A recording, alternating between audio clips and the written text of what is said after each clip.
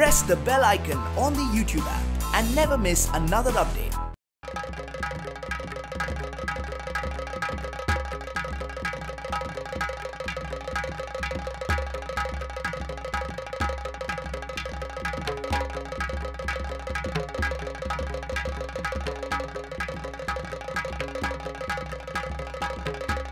यानंतर तुमच्याशी बोलणार आहे धीरज मोरे. धीरजची 756 अशी रँक आहे. धीरज मूळचा धुळ्याचा आहे. तिसरा प्रयत्न होता त्याचा आहे. वडील सेवानिवृत्त आहेत, आई गृहिणी आहे. मी इंजिनियर आणि ENTC सांगितलंच तुम्हाला. भूगोल हा त्याचा वैकल्पिक विषय होता. चाणक्य मंडल परिवारचा हे सगळे एकाच बॅचचे 2014-15चं UPSC कॉम्प्रिहेन्सिव्ह वर्षभराचा कोर्स त्यांनी सगळ्यांनी केलेला आहे आणि नंतर कार्यकर्ता अधिकारी फॅकल्टी म्हणून शिकवतही होते पुढच्या कोर्सेसना. तशातही धीरज होता. गेल्या वर्षी MPSCतनं त्याचं सिलेक्शन झालेलं आहे मुख्याधिकारी म्हणून, चीफ ऑफिसर, आणि सध्या तो भिवंडी महानगरपालिकेमध्ये असिस्टंट कमिशनर म्हणून कार्यरत आहे आणि आता तो लवकरच UPSCतनं निवड होऊन केंद्र सरकारच्या सेवेचे. धीरज मोरे.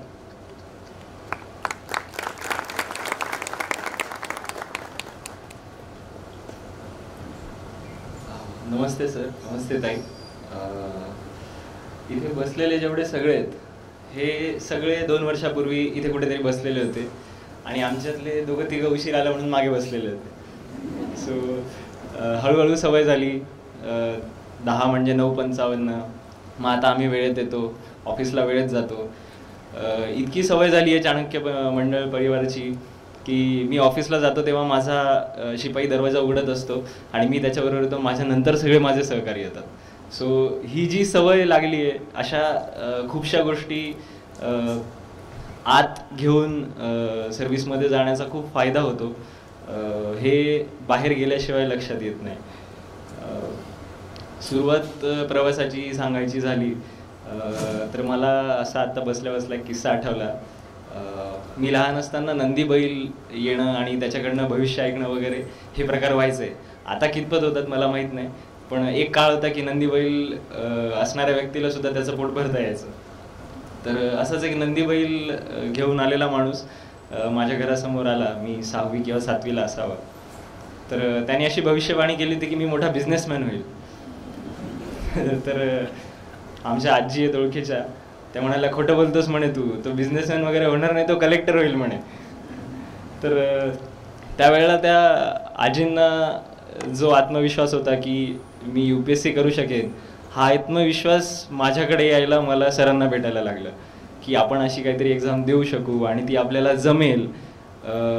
मला असं खरंच वाटतं की आयुष्यात ज्या ज्या दिवशी मला लो वाटतंय किंवा मला हे जमणार नाही असं वाटतंय त्या दिवशी मी सरांना फेसबुकवरती मेसेज केला आहे. And trust me, within 5 minutes or 10 minutes if you are up late, म्हणजे रात्री उशिरा जर तुम्ही मेसेज केला तर तुम्हाला 5 मिनिटाच्या आत रिप्लाय येतो. तर असंच एकदा साधारण 5 किंवा 6 एप्रिल असावं, दुसऱ्या तिसऱ्या दिवशी माझी MPSCची प्रिलिम होती आणि माझ्या वडिलांना हृदयविकाराचा झटका आला. तर मी असं सरांना रात्री वडिलांच्या शेजारी बसून मेसेज केला की म्हटलं सर असं असं झालं आहे. माझं लग्न ठरलेलं होतं 27 एप्रिलला आणि मला एक्झाम द्यायची होती मधल्या काळात. तर सरांनी माझ्याशी जवळजवळ एक 5 ते 10 मिनिट फेसबुकवरती चॅटिंग केली. माइंड यू, इतका एनर्जीचा मोठा रिसोर्स आहे सरांकडे. सरांच्या हात बहुतेक एखादं न्यूक्लिअर रिॲक्टर वगैरे असावं अशी आम्हाला शंका आहे. एक दिवस बघितलं पाहिजे. तर ही जस्ट टॉक्स टू यू. ते तुमच्याशी बोलतात आणि you are filled with energy. याचा एक्सपिरियन्स तुम्हाला आज तुलनेने कमी येईल कारण आज सर कमी बोलणार आहेत. बट तुम्ही लेक्चरला बसा, असं भारावून जातो क्लास, मंत्रमुग्ध होऊन जातो. वक्ता दशसहस्रेषु असं जे म्हणतात, तर कदाचित sir he is beyond that. तर त्या दिवशी बोलून सरांशी एवढं बरं वाटलं आणि तीच MPSCची एक्झाम मला इथपर्यंत घेऊन आली असं मला वाटतं. प्रवासाची सुरुवात करताना थोडी भीती होती की आपल्याला जमेल की नाही. प्रतीक ठुबे म्हणून असाच एक कार्यकर्ता अधिकारी आहे, IPS आहे, आसाम केडर घेतलं आहे त्याने. आणि चाणक्य मंडळ परिवाराची ही परंपरा आहे की टेकिंग थिंग्स बाय हॉर्न्स, म्हणजे धैर्याने सामोरं जाणं एखाद्या गोष्टीला, त्याच्यासाठी ती एक आग लागते मध्ये. तर तशी आग असणारा हा मुलगा आणि माझा इंजिनिअरिंगचा क्लासमेट, म्हणजे आम्ही खूप गोष्टी एकत्र केलेल्या आहेत, बंक मारण्यापासून तर बऱ्याच गोष्टी एकत्र केलेल्या आहेत. तर त्याच्याशी बोलून आणि माझ्या मामांच्या प्रेरणेने, आई वडिलांशी बोलून मी ह्या प्रवासाला सुरुवात केली. तर मी प्रतीकला विचारलं होतं की मला यातला ओ की ठो कळत नाही, तर असं कोण आहे की ज्याच्याकडे गेल्यानंतर मला या गोष्टीची व्यवस्थित कल्पना येईल आणि मला हे करता येईल.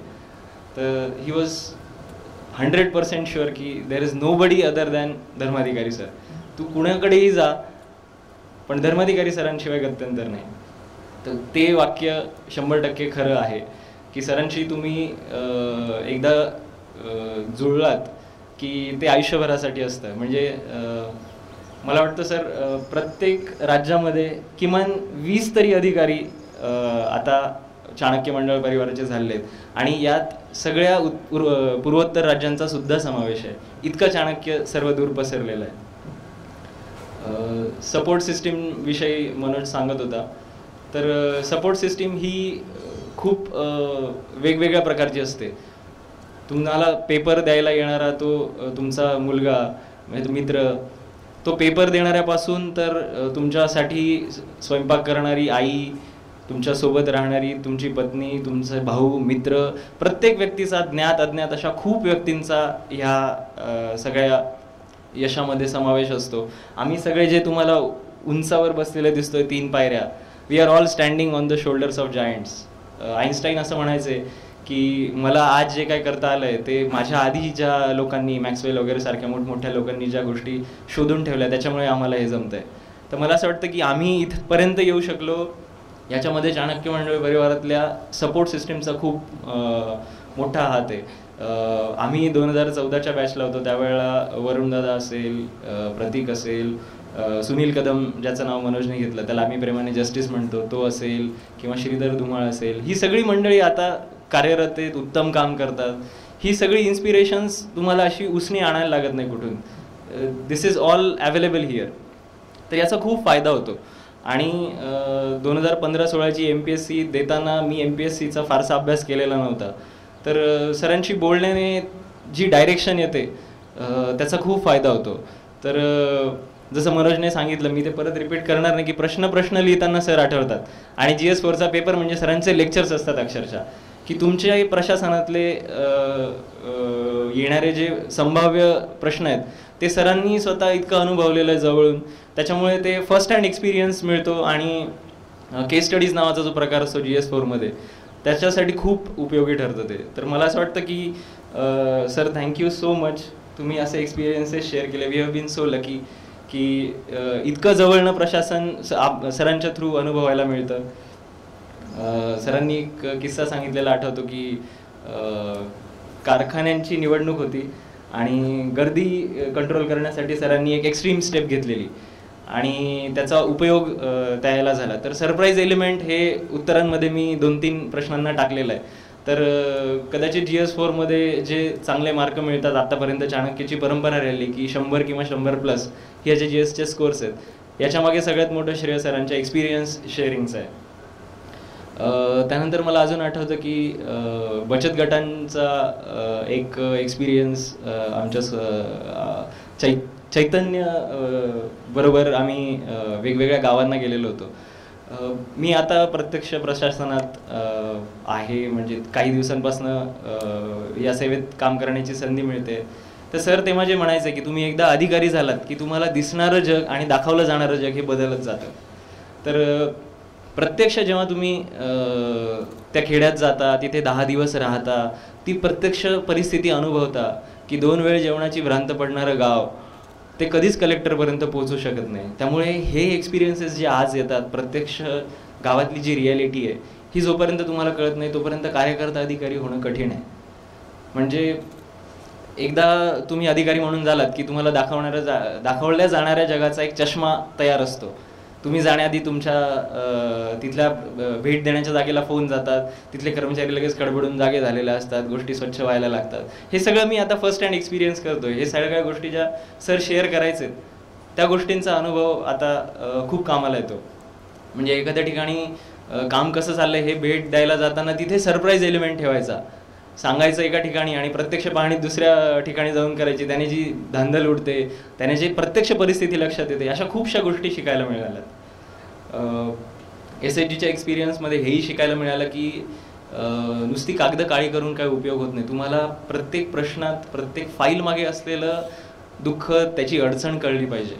तर हे शिकण्यासाठीचा जो एक्सपिरियन्स मिळाला, अगदी स्पेशल पोलीसचं काम असेल, गणेशोत्सवातलं किंवा SHGचं काम असेल, तर हे सगळे एक्सपिरियन्सेस असे एनरिचिंग आहेत, सगळे खूप शिकायला मिळतं यातनं. आता असं होतं आहे की काही लोक दरवर्षी सिलेक्ट होतात. यश अपयश हा ह्या सर्व परीक्षांचा पार्ट आहे.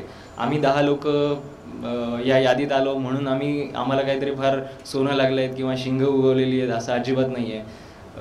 तुम्हाला खरं सांगतो, इतकी हुशार मंडळी आहेत. आता आमच्याच बॅचमध्ये असलेले असे 4-5 लोक आहेत. जितू झाला, सर्वेश झाला, माधुरी झाली किंवा मग तुषार झाला, हे सगळे इक्वली कॅपेबल आहेत. हे थोड्या मार्कांनी इकडे तिकडे झाल्यामुळे यश येतं, कधी येत नाही. हे तुमच्यासोबतही होईल. म्हणजे आमच्यातल्या बसलेल्यांपैकी कदाचित विश्वांजली आणि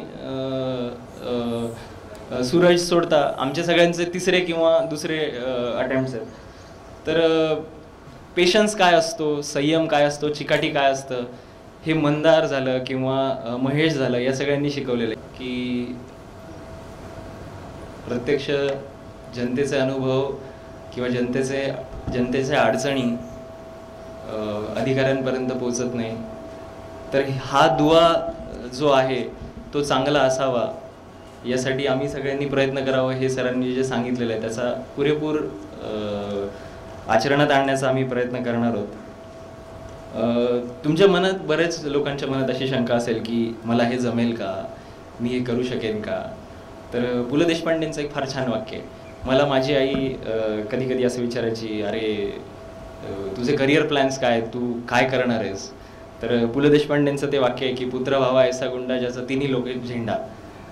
तर मी तसं माझ्या आईला माझं स्वतःचं वाक्य करून सांगायचो. कारण मी कुठेतरी असं एका मोठ्या व्यक्तीने लिहिलेलं वाक्य होतं, ते वाचलं होतं की don't talk about great people, become one. तर मी असं उगाच अनुपम खेरांसारखं करायचो की ज्या जागी जायचं त्या जागी स्वतःचं नाव लिहायचं वगैरे. तसं मी आईला सांगायचो की आई, मी गावात जर का जिलेबीचं दुकान टाकलं तर गावात आपली जिलेबी सगळ्यात फेमस असेल म्हणून.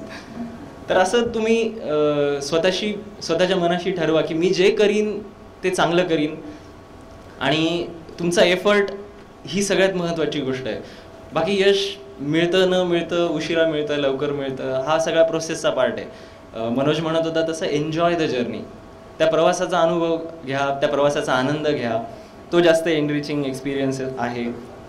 आणि बऱ्याचदा असं होतं की स्ट्रॅटेजीज चुकतात, थोडं प्रयत्न करताना कमी जास्त आपल्याकडनं प्रयत्न केले जातात किंवा डायरेक्शन चुकते. तर मला असं वाटतं की तिकडून इकडे येताना 3च पायऱ्या साधारण चढायला लागतात. तर त्या 3 पायऱ्या म्हणजे डेडिकेशन, डिवोशन आणि डायरेक्शन. डायरेक्शन तुम्हाला चाणक्यमध्ये सहज मिळते. अंगीकारणं हे आपल्या दृष्टीने महत्त्वाची गोष्ट आहे. तर डेडिकेशन ठेवा, तुमचं डिवोशन ठेवा. तुम्ही ज्या गोष्टी करता त्या गोष्टी करताना फक्त स्वतःशी प्रामाणिक राहा. एवढं कराल तर तुम्हाला, मला वाटतं की यश यायला काही अडचण नाही आहे. मी इंजिनिअरिंग नंतर जॉब करत होतो त्यावेळेला सुदैवाने खूप चांगल्या इन्स्टिट्यूट्समध्ये काम करायला मिळालं. मी DRDO आणि इस्रोमध्ये जेव्हा काम करायचो त्यावेळेला तिथल्या सायंटिस्टचे एक्सपिरियन्सेस, त्यांचं डिवोशन, म्हणजे सायंटिस्ट लेवलचा व्यक्ती सकाळी 8 वाजता येतो आणि 12 वाजेपर्यंत काम करतो, तेव्हा आपल्याला कुठे अग्नी आणि पृथ्वी बघायला मिळतं. तर मला असं वाटतं की हेच लेवलचं डेडिकेशन जर आपण सगळे दाखवू शकलो तर मला वाटतं की सगळ्या ठिकाणी कार्यकर्ता अधिकारी पोहोचले तर प्रशासनात जो चांगला पॉझिटिव्ह बदल बघायला मिळेल तो आपल्या सगळ्यांच्या हातात आहे. संघटनाची जी शक्ती असते ती COEP आणि चाणक्यमधनं शिकायला मिळाली आहे. तर तुम्ही एकमेकांना मदत करा. सरांनी बऱ्याचदा हा अनुभव सांगितला आहे की कोळी जेव्हा मासे पकडतो आणि खेकडे पकडतो तेव्हा तो माशांची टोपली उघडी ठेवतो आणि खेकड्यांची टोपली बंद ठेवतो. उलटं झालं.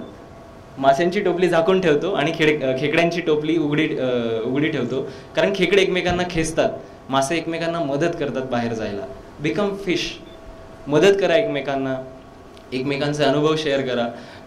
आम्ही चौघं इंटरव्ह्यूचं प्रिपरेशन एकत्र करत होतो आणि एक्सपिरियन्स शेअरिंग, एकमेकांशी सोबत राहून सगळ्याचा प्रवास करणं ही खूप आनंददायी गोष्ट असते. तुम्हीसुद्धा ती एन्जॉय कराल अशी मला खात्री आहे.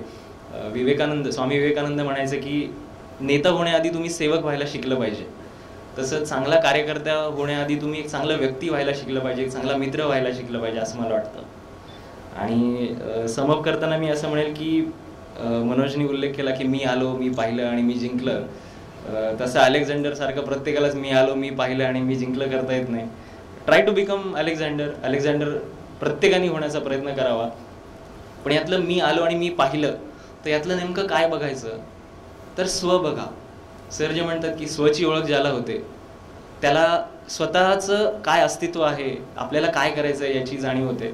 सर मला वाटतं की इंटरव्ह्यूच्या आमच्या एक्सपिरियन्सेसमध्ये मोरलेस प्रत्येकाला हा प्रश्न आलेला आहे की तू काय, तुला काय वाटतं, तू काय करणार. तर हे स्वची ओळख वगैरे ह्या सगळ्या अनुभवांचा जी शिदोरी आहे, त्याच्यामुळे मला वाटतं की हा प्रवास खूप छान झाला. सर थँक्यू म्हणणे वगैरे अशी पद्धत तरी आपल्याकडे अजून नाही आहे. आम्ही ऋणातच राहणं पसंत करू आणि तुमच्याशी पुन्हा एकदा बोलण्याची संधी मिळाली आहे. आम्ही प्रयत्न करू की असे संवाद अजून पुन्हा करता यावेत.